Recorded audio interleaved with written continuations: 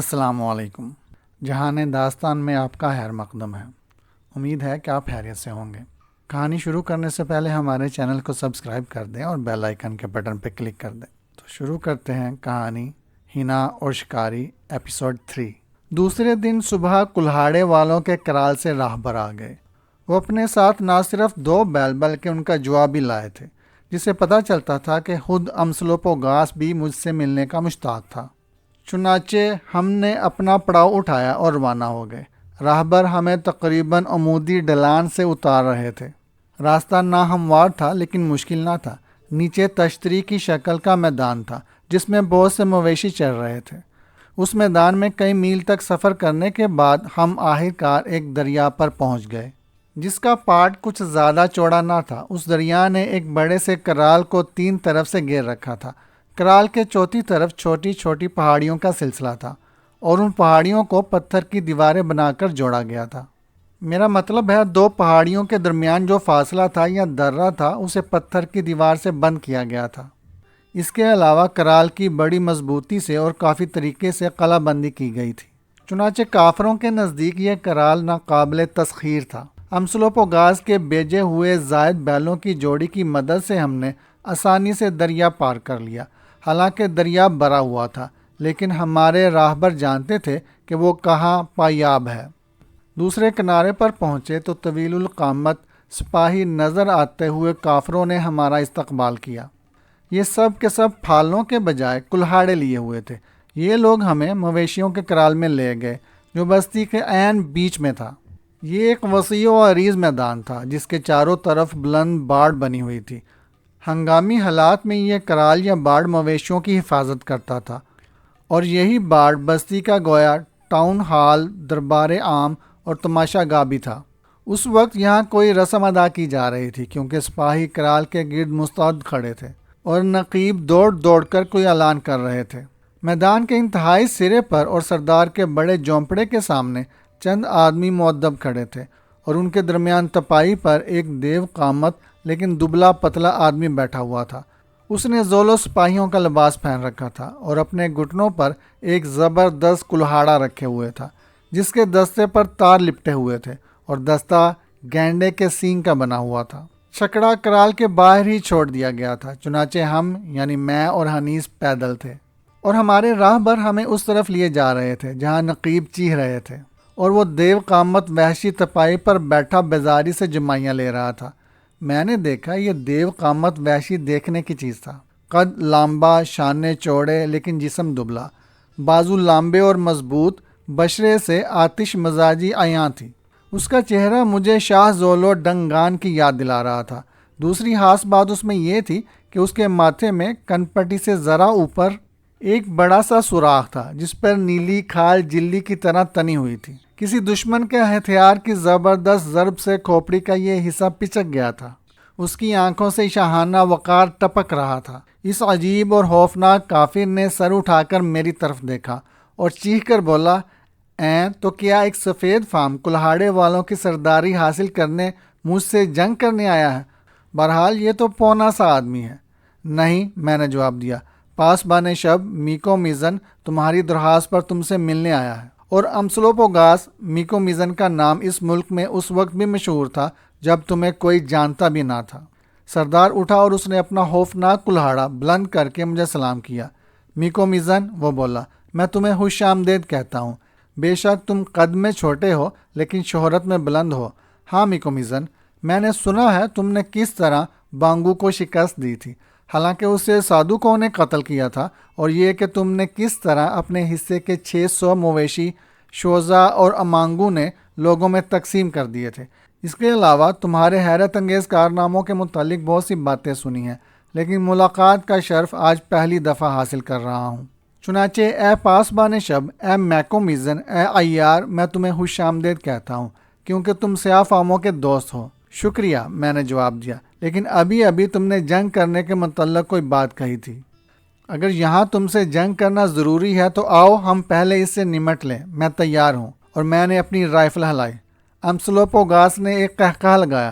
سنو میکو میزن، وہ بولا، قدیم رسم کے مطابق ہر سال آج کے دن کوئی بھی شخص یہاں کی سرداری کے لیے مجھ سے جنگ کر سکتا ہے اور مجھے قتل کر کے یہاں کا سردار اور اس کلہاڑے کا مالک بن سکتا ہے، جس کا نام کراہیں پیدا کرنے والا ہے۔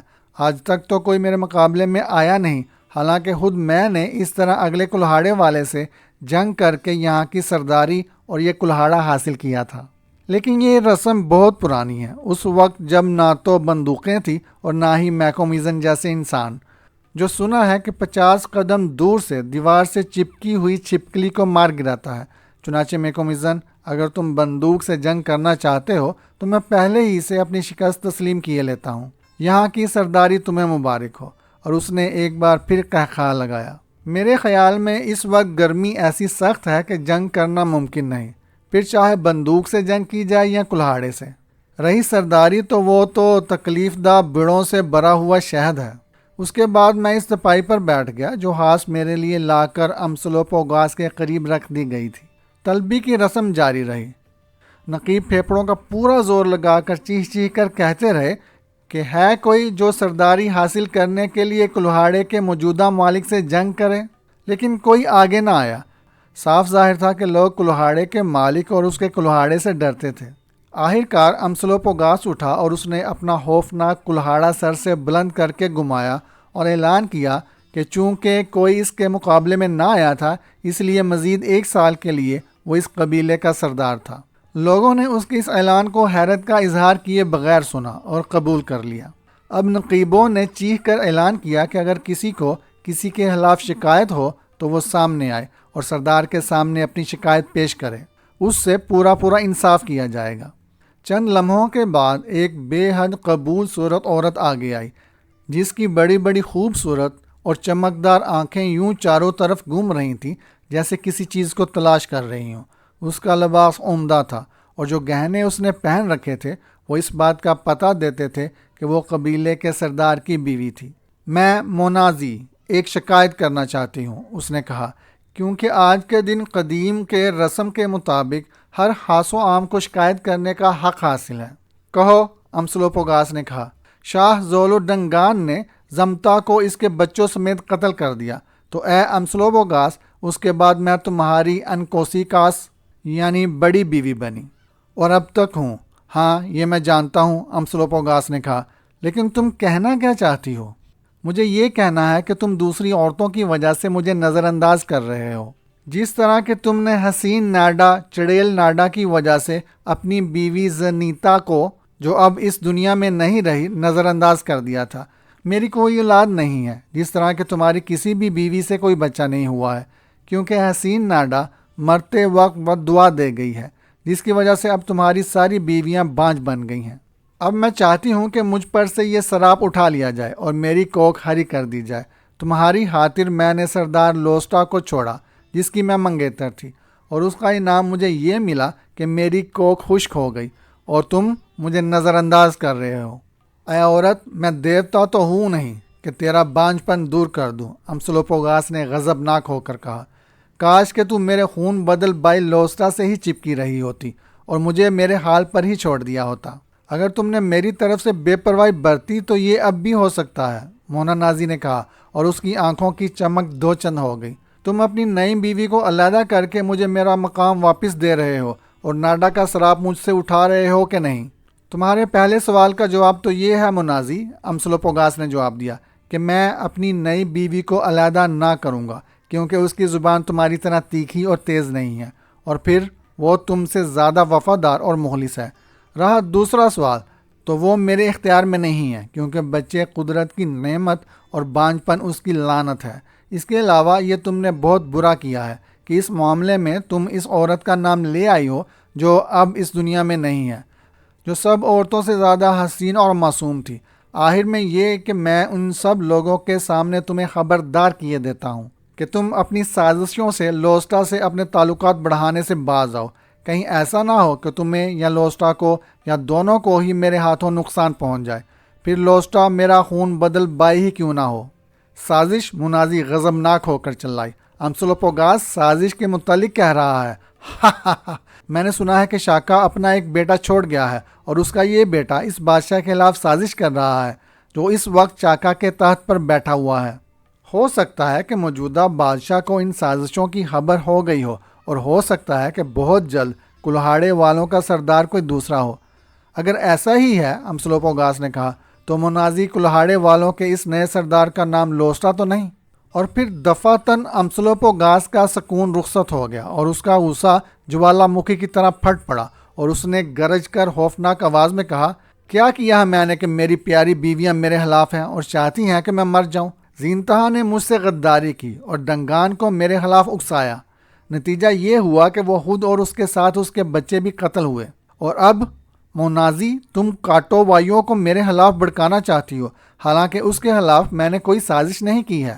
بہت اچھا، لیکن مناسب ہوگا کہ غداری کرنے سے پہلے تم اور لوسٹا بھی سوچ لے کہ زنیتا کا کیا انجام ہوا تھا، اور تم دونوں کوئی قدم اٹھانے سے پہلے یہ سوچ لو کہ جو لوگ امسلوپوگاس کے کلہاڑے کے سامنے آتے ہیں ان کا کیا حشر ہوتا ہے۔ میں پھر کہتا ہوں کہ کیا کیا ہے میں نے کہ عورتیں میرے خلاف ہو گئی ہیں؟ منازی نے ایک قہقہہ لگایا۔ کیا کیا ہے تم نے امسلوپوگاس؟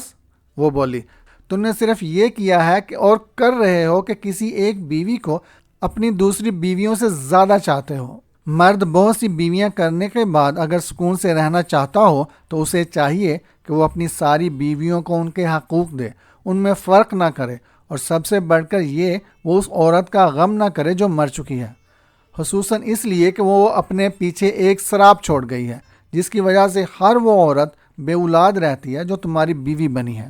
اس کے علاوہ اس شخص کے لیے یہ بھی مناسب ہے کہ وہ صرف اپنے گھر اور اپنے قبیلے کی طرف ہی دھیان دے اور جاہ طلبی ترک کر دے، کیونکہ ہو سکتا ہے کہ اس کی یہ جاہ طلبی اسے اور اس کے گھر والوں کو اور اس کے قبیلے والوں کو بالوں کے سامنے لے آئے۔ میں نے تمہاری شکایت اور نصیحت سنی، چنانچہ اب جاؤ، امسلوپوگاس نے کہا، اور اپنی اس بیوی کی طرف عجیب نظروں سے، اور اگر میرا خیال غلط نہیں ہے تو خوف بری نظروں سے دیکھا۔ میکومیزن، تمہاری بیویاں ہیں؟ جب منازی دور چلی گئی تو امسلوپوگاس نے بے حد نیچی آواز میں مجھ سے پوچھا۔ صرف وہاں جہاں روحیں رہتی ہیں، میں نے جواب دیا، اور یہ تمہارے لیے اچھا ہی ہے، اور یہ بات تمہارے اور میرے درمیان بھائی چارہ قائم کر سکتی ہے، کیونکہ میری بھی ایک حقیقی بیوی روحوں میں ہی ہے۔ بہرحال اس وقت تم جا کر آرام کرو، بعد میں ہم اطمینان سے باتیں کریں گے۔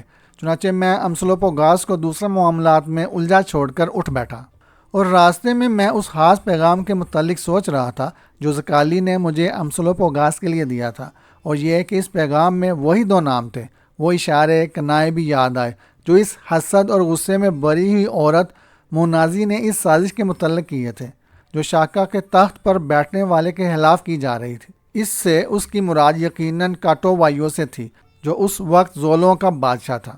مجھے اس جھونپڑی میں پہنچا دیا گیا جو گویا شاہی مہمان خانہ تھی۔ یہ جھونپڑی بے حد فراخ اور حیرت انگیز حد تک صاف ستھری تھی۔ اس کے علاوہ اس نے میرے اور میرے ملازموں کے لیے کافی سے زیادہ کھانا بھی تیار کر کے چن دیا گیا تھا۔ کھانے سے فارغ ہو کر میں کچھ دیر کے لیے سو گیا۔ یہ میری عادت تھی کہ جب میرے کرنے کو کچھ نہ ہوتا تو میں کھانے کے بعد تھوڑی سی نیند لے لیتا تھا، کیونکہ پتہ نہیں رات کو کب تک جاگنا پڑے۔ جب سورج غروب ہونے لگا تو ایک پیغامبر نے آ کر مجھے اطلاع دی کہ اب سردار مجھ سے ملنا چاہتا ہے۔ چنانچہ میں اس جھونپڑے میں پہنچا جو بستی کی تمام جھونپڑیوں سے الگ تھا، اور اس کے چاروں طرف پھوس کا حصار تھا۔ چنانچہ حصار سے کان چپکا کر کھڑا ہوا آدمی بھی وہ باتیں نہ سن سکتا تھا جو جھونپڑی میں کہی جا رہی ہوتی۔ اس کے علاوہ میں نے یہ بھی دیکھا کہ ایک سپاہی جو کلہاڑا لیے ہوئے تھا حصار کے دروازے پر پہرا دے رہا تھا، اور تھوڑے تھوڑے وقفے کے بعد پورے حصار کا چکر لگا لیتا تھا۔ سردار امسلوپوگاس جھونپڑے کے دروازے پر ایک تپائی پر بیٹھا ہوا تھا، اور وہ گینڈے کے سینگ کے دستے والا خوفناک کلہاڑا اس کے ہاتھ میں تھا۔ اس دفعہ کلہاڑا چرمی فیتے سے اس کی کلائی سے بندھا ہوا تھا۔ بندھا ہوا کہنا شاید صحیح نہیں ہے، اسے یوں کہنا مناسب ہوگا کہ کلہاڑے کے دستے کے سرے پر ایک سوراخ میں چرمی ٹپکا پرویا ہوا تھا، اور امسلوپوگاس نے یہ ٹپکا اپنی کلائی میں پہن رکھا تھا اور کلہاڑا اپنی ران سے لٹکا کر کھڑا کر رکھا تھا۔ خود امسلوپوگاس نے اپنے شانے پر بیڑیے کی کھال کا لبادہ ڈال رکھا تھا۔ غروب ہوتے ہوئے سورج کی سرخ روشنی میں یوں بیٹھا ہوا امسلوپوگاس بے حد خونخوار اور سنجیدہ دکھائی دے رہا تھا۔ اس نے میرا استقبال کیا اور اپنے قریب رکھی ہوئی دوسری تپائی کی طرف اشارہ کیا۔ میں اس پر بیٹھ گیا۔ یقیناً وہ میری آنکھوں کی طرف دیکھ رہا تھا، کیونکہ اس نے فوراً کہا، میں دیکھ رہا ہوں میکومیزن کہ رات کے نکلنے والے درندوں مثلاً چیتے اور لگڑ بگڑ کی طرح تم بھی ہر چیز کا جائزہ لے رہے ہو، حتیٰ کہ یہ بھی دیکھ رہے ہو کہ یہاں کون سے اور کتنے سپاہی کھڑے ہیں، اور یہ کہ حصار کیسا ہے اور اس کا دروازہ کس طرف ہے۔ اور اگر میری یہ عادت نہ ہوتی تو میں پہلے ہی مر چکا ہوتا۔ ہاں، اور چونکہ میری یہ عادت نہیں، اس لیے شاید میں بہت جلد مر جاؤں۔ میکومیزن، آدمی کے لیے بہادر ہونا اور میدان جنگ میں اپنی بہادری کا ثبوت دینا ہی کافی نہیں ہوتا، بلکہ وہ آدمی خوش قسمت ہے جو بے فکر ہو کر سوتا ہے، اور جب وہ مرتا ہے تو لوگ کہتے ہیں اس نے اچھا کھایا، مطلب اچھی زندگی گزاری اور طبعی موت مرا۔ میکومیزن، آدمی کو چاہیے کہ اپنی زبان پر قابو رکھے، حتیٰ کہ اپنے خیالات کو بھی اپنے اختیار میں رکھے۔ وہ جھونپڑی کی چھت میں سرسراہٹ پیدا کرتے ہوئے چوہوں اور گھاس میں رینگتے ہوئے سانپوں سے ہوشیار رہے۔ مبادا چھت میں آواز پیدا کرتا ہوا یہ چوہا کوئی غدار ہو جو راز کی باتیں سن رہا ہو، اور اس آدمی کو چاہیے کہ وہ کسی پر بھروسہ نہ کرے، خصوصاً ان عورتوں پر جن کے ساتھ وہ سوتا ہے۔ لیکن وہ لوگ جن کی رگوں میں شیر کا خون ہوتا ہے اور جو بپھرے ہوئے بھینسے کی طرح حملہ کرتے ہیں، ان باتوں کی طرف دھیان نہیں دیتے۔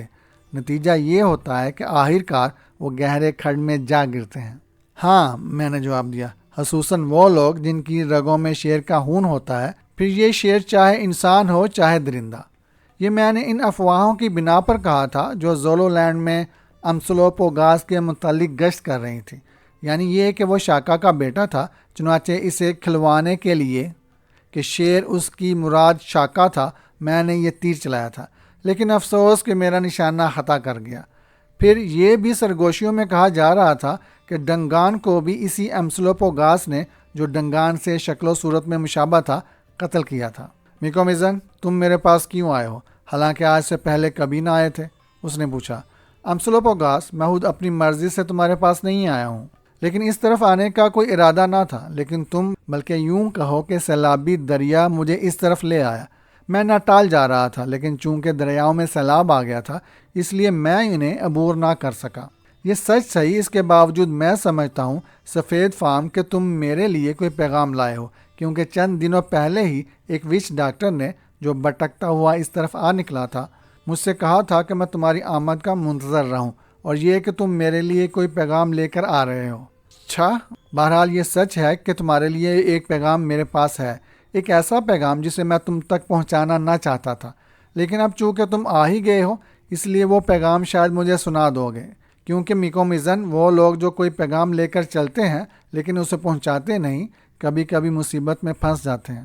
ہاں امسلوپوگاس، میں یہاں آ گیا ہوں، اس لیے یہ پیغام تمہیں سنا دوں گا، کیونکہ یہی میرے لیے شاید مقدر ہو چکا ہے۔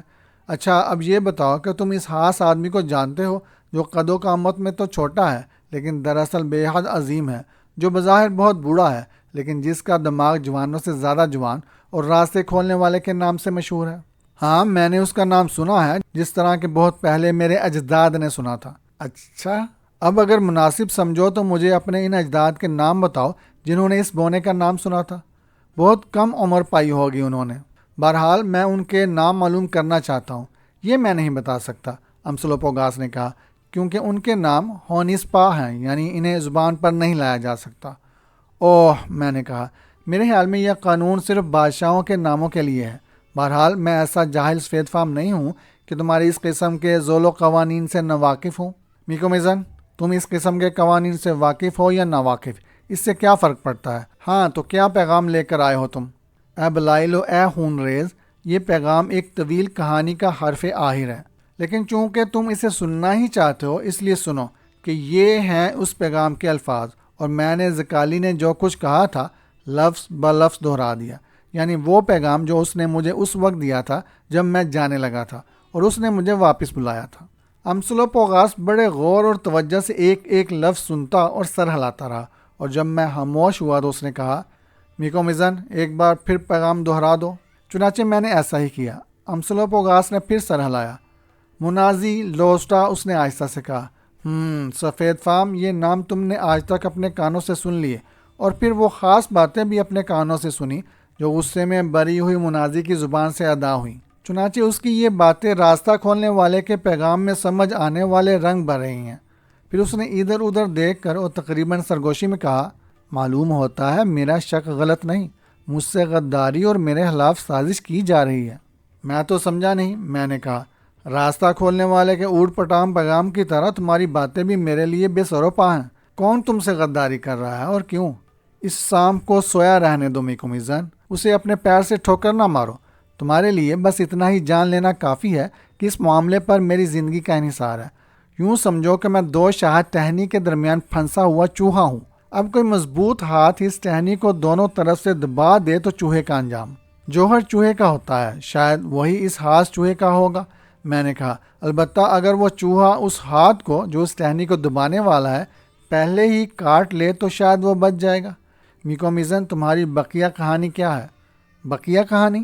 میری مراد ان باتوں سے ہے جو راستہ کھولنے والے نے اس پیغام سے پہلے تمہارے اور اس کے درمیان ہوئی تھی۔ کیا میں انہیں سن سکتا ہوں کہ کوئی فیصلہ کر سکوں؟ کیوں نہیں، لیکن ایک شرط پر۔ وہ کیا شرط ہے؟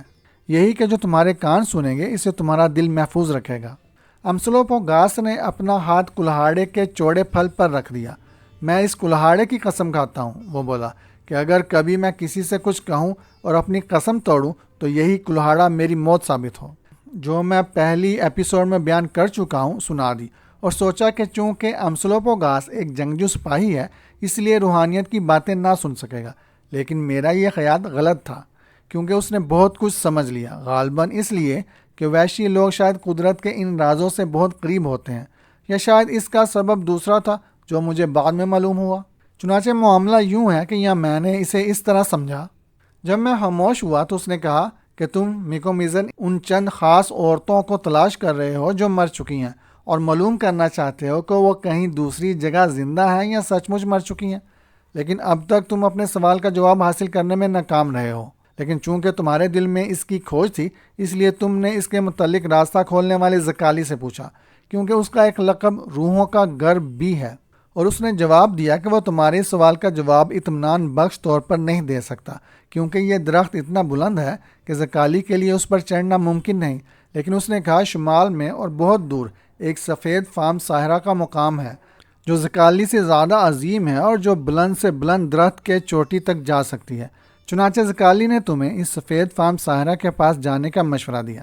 اب کہو کہ میں نے تمہاری کہانی کو ٹھیک سمجھا ہے؟ اچھا، اب تمہارے سفر کے لیے زکالی کو تمہارے ساتھیوں کی تلاش ہوئی جو بار برداروں اور محافظوں کو چھوڑ کر صرف دو ہوں۔ چنانچہ ان میں سے ایک تو میں ٹھہرا، میں جس کا نام امسلوپوگاس اور لقب کٹ بورڈ اور خون ریز ہے، اور تمہارے دوسرے ساتھی کے لیے اس زرورو کو پسند کیا گیا جو چھوٹا بندر جیسا ہے اور جس کا نام حنیس ہے، اور جسے میں آج صبح تمہارے ساتھ دیکھ چکا ہوں۔ لیکن پھر تم نے زکالی کا مذاق اڑایا اور کہا کہ تم نہ تو میرے پاس آؤ گے اور نہ ہی اس سفید فام صحرا سے ملنے شمال کی طرف جاؤ گے۔ ٹھیک ہے، ٹھیک ہے، میں نے کہا۔ لیکن پھر ہوائیں چلی، بادل آئے، بارش ہوئی اور دریا چڑھ گئے، چنانچہ تم ناٹال کی طرف نہ جا سکے، اور آخر کار اتفاق سے یا قسمت سے یا زکالی کی مرضی سے تم یہاں میرے کرال میں اور میرے پاس آ گئے اور یہ کہانی مجھے سنا دی۔ بالکل، بہت اچھا سفید فام، لیکن میں یہ کیسے یقین کر لوں کہ یہ سب سچ ہے؟ یہ میرے پیروں کے لیے کوئی جال نہیں بچھایا گیا ہے؟ ویسے بھی میرے پیر بہت پہلے سے جال کی رسیوں کا دباؤ محسوس کر رہے ہیں۔ میں کیسے یقین کر لوں کہ واقعی راستہ کھولنے والے نے میرے لیے یہ پیغام بھیجا ہے جو ایسے عجیب طریقے سے اور اس شخص کے ذریعے پہنچا ہے جو شمال کی طرف اور ایک انجانی منزل کی طرف جانا چاہتا ہے۔ اس وچ ڈاکٹر نے جو بھٹکتا ہوا اس طرف آ گیا تھا مجھ سے کہا تھا کہ وہ میرے پاس آئے گا، کوئی نشانی لے کر آئے گا۔ یہ تو میں نہیں کہہ سکتا، میں نے جواب دیا، لیکن پھر فوراً ہی سوچ کر اضافہ کیا، لیکن تم چونکہ کوئی نشانی طلب کر رہے ہو اس لیے میں تمہیں ایک نشانی دکھا سکتا ہوں جو شاید تمہیں یقین دلا دے کہ میں نے جو کچھ کہا ہے وہ سچ ہے۔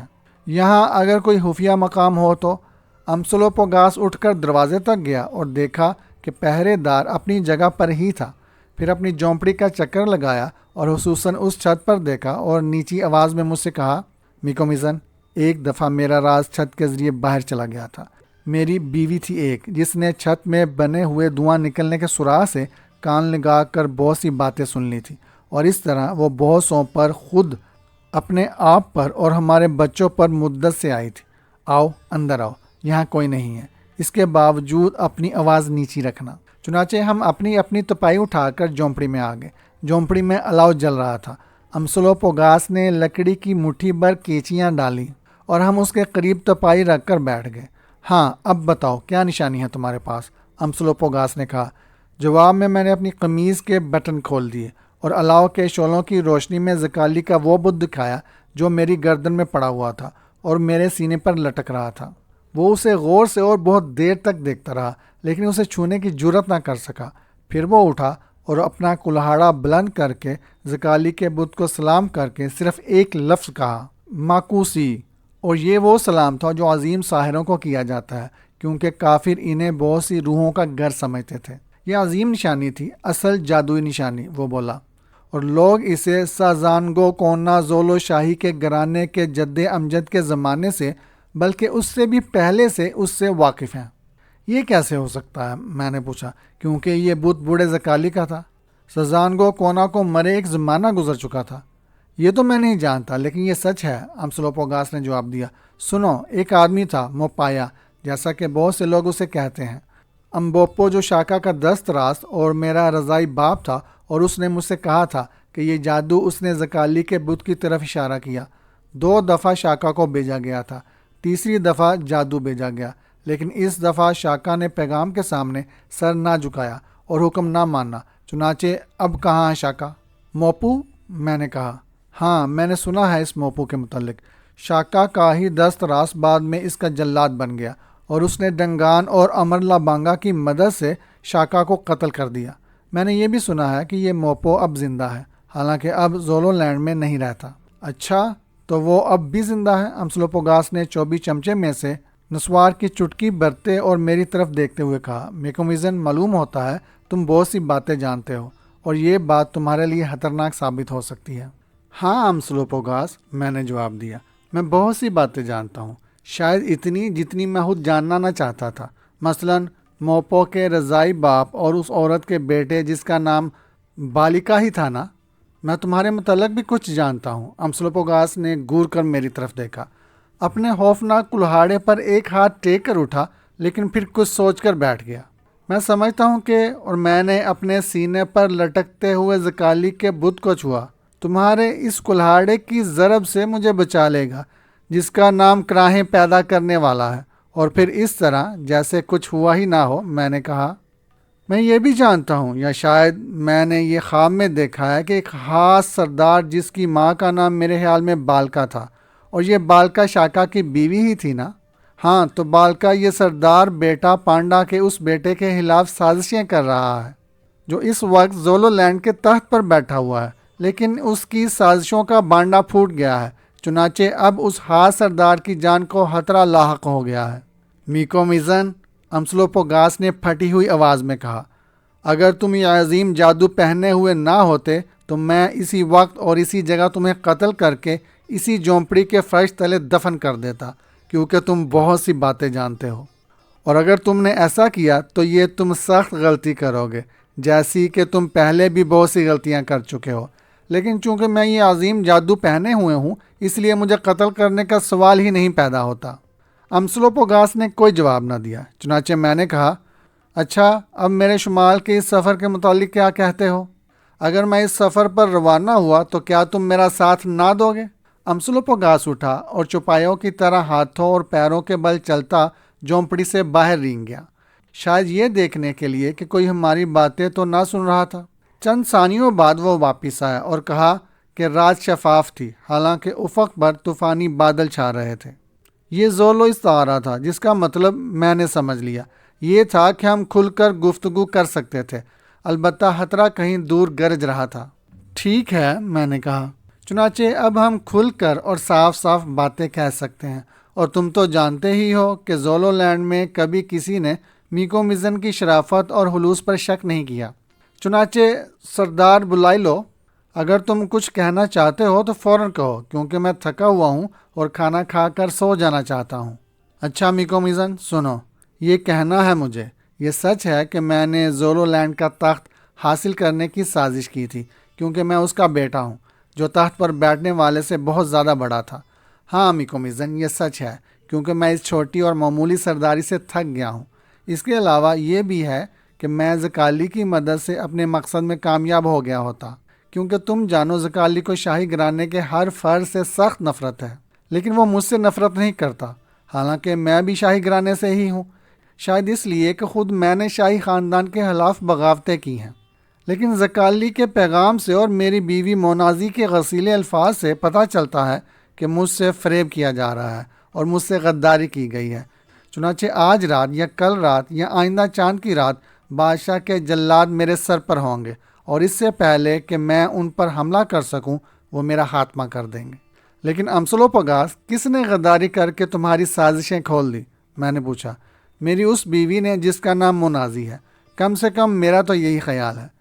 میکومیزن اور اس کے ساتھ لوسٹا نے، جو میرا خون بدل بائی ہے اور جس پر مونازی نے اپنا جال پھینکا ہے اور مجھ سے بے وفائی کی ہے۔ چنانچہ اب یہ لوسٹا جو مونازی سے محبت کرتا ہے، میری بیوی کو اور اس کے ساتھ ہی میری سرداری کو حاصل کرنا چاہتا ہے۔ اب بتاؤ کہ میں کیا کروں؟ تمہاری آنکھیں اندھیرے میں بھی دور تک دیکھ سکتی ہیں۔ چند لمحوں تک غور کرتے رہنے کے بعد میں نے جواب دیا، امسلوپوگاس، اگر تمہاری جگہ میں ہوتا تو شاید میں اس لوسٹا کو اپنی جگہ عارضی طور پر سردار بنا کر شمال کی طرف کے سفر پر چلا جاتا۔ اس کے بعد اگر خطرہ اس عظیم گھرانے کی طرف سے آتا جہاں بادشاہ بیٹھا ہوا ہے تو اس کا نشانہ لوسٹا بنتا، جو بتاتا کہ کلہاڑے والے بے قصور ہیں اور یہ کہ تم دور سفر پر گئے ہوئے ہو۔ یہ بڑے مارکے کی بات کہی ہے تم نے میکومیزن، یہ تم نہیں بلکہ زکالی کا عظیم جادو بول رہا ہے۔ اگر میں شمال کی طرف چلا گیا تو کون کہے گا کہ میں سازشیں کر رہا تھا، اور اگر میں نے اپنے ہی غدار خون بدل بائی کو اپنی جگہ بٹھا دیا تو کون کہے گا کہ میں نے شاہی گھرانے سے غداری کی ہے؟ واہ، بہت اچھا مشورہ ہے۔ اچھا، اب مجھے اس سفر کے متعلق بتاؤ۔ چنانچہ میں نے اسے ساری باتیں بتا دی۔ حالانکہ یہ حقیقت ہے کہ اس وقت تک اس سفر پر جانے کا خود میرا کوئی ارادہ نہ تھا، کیونکہ میں امسلوپوگاس کے کرال میں اتفاق سے پہنچ گیا تھا اور اتفاق سے امسلوپوگاس کو وہ پیغام سنایا تھا جو زکالی نے مجھے دیا تھا۔ تو میکومیزن، تم اس سفید فام ساحرہ سے، جو زکالی کے بقول دور شمال میں رہتی ہے، روحوں کے متعلق پوچھنے جا رہے ہو، اور اس میں بھی حالانکہ تم میری اس بات کا یقین نہ کرو گے کیونکہ میں سیاہ فام ہوں، ان لوگوں کے متعلق معلوم کرنا چاہتا ہوں جو مر گئے ہیں۔ ہاں، میری جوانی کی ایک بیوی کے متعلق جو بیک وقت میری بیوی، بہن اور دوست تھی، جسے میں دنیا کی ہر چیز سے زیادہ چاہتا تھا۔ اس کے علاوہ میں اپنے ایک بھائی کے متعلق بھی معلوم کرنا چاہتا ہوں جس کا نام میں نہ لوں گا، لیکن جو میرے ساتھ بیڑیوں پر حکومت کرتا تھا، جو اس سامنے والے چڑیل پہاڑ پر جنگ کرتا ہوا مارا گیا تھا۔ میں اپنے اس بھائی اور اپنی جوانی کی اس بیوی کے متعلق رات دن سوچا کرتا ہوں، اور انہیں نہ بھولا ہوں اور نہ کبھی بلاؤں گا۔ چنانچہ اب میں یہ معلوم کرنا چاہتا ہوں کہ وہ دونوں کسی دوسری دنیا میں زندہ ہیں کہ نہیں، اور یہ کہ جب میں مر جاؤں گا، اور میکومیزن، میں ایک سپاہی کی موت مرنا چاہتا ہوں، تو دوسری دنیا میں ایک بار پھر ان سے مل سکوں گا کہ نہیں؟ اب سمجھے تم اے پاسبان شب؟ ہاں سمجھا، میں نے کہا، کیونکہ اس کا معاملہ بھی میرے معاملے سے ملتا جلتا ہی تھا۔ ہو سکتا ہے، اس نے کہا، کہ میرے مرنے کے بعد دوسری دنیا میں پہنچنے اور زندہ رہنے کی باتیں خرافات ہوں، اور ہو سکتا ہے کہ مرنے کے بعد سارا معاملہ بس ختم ہی ہو جاتا ہو۔ اس کے باوجود ہمارا یہ سفر دلچسپ اور یادگار ہوگا، کیونکہ اس میں ہم بڑے کارنامے سر انجام دیں گے اور خوب بہت سی جنگوں میں حصہ لیں گے، کیونکہ زولو لینڈ میں مشہور ہے کہ میکومیزن جہاں بھی جاتا ہے یہ دونوں چیزیں ساتھ لے کر جاتا ہے۔ اس کے علاوہ مناسب ہوگا کہ کچھ عرصے کے لیے میں زولو لینڈ چھوڑ جاؤں، کیونکہ میں جال میں پھنس کر لومڑی کی موت مرنا نہیں بلکہ جنگ میں سپاہی کی موت مرنا پسند کرتا ہوں۔ آخر میں یہ کہ ہم دونوں میں خوب نبھے گی، حالانکہ کبھی کبھی میرا غصہ بڑی تیزی دکھانے لگتا ہے، لیکن مصیبت میں ہم ایک دوسرے کا ساتھ نہ چھوڑیں گے۔ لیکن تمہارے اس زرد بندر کے متعلق میں کچھ نہیں کہہ سکتا کہ اس کے اور میرے تعلقات کیسے ہوں گے۔ اس کی ذمہ داری میں لیتا ہوں، میں نے جواب دیا۔ حنیس بے حد وفادار آدمی ہے، اور جب شراب سے دور ہو تو بے حد ہوشیاری اور عیاری کا ثبوت دیتا ہے۔ اس کے بعد ہم اپنے سفر کا نقشہ بناتے اور اس کی تیاریوں کے متعلق باتیں کرتے رہے، اور یہ طے کرتے رہے کہ اس سفر پر روانہ ہونے کے لیے ہمیں کب اور کہاں ملنا ہے۔ رات گئے تک ہم باتیں کرتے رہے، اور پھر میں اٹھ کر سونے چلا گیا۔ یہ کہانی ابھی جاری ہے۔ یہ کہانی اچھی لگے تو لائک ضرور کیجیے گا، ہمارے چینل کو سبسکرائب کر دیں اور بیل آئیکن کے بٹن پہ کلک کر دیں۔ شکریہ۔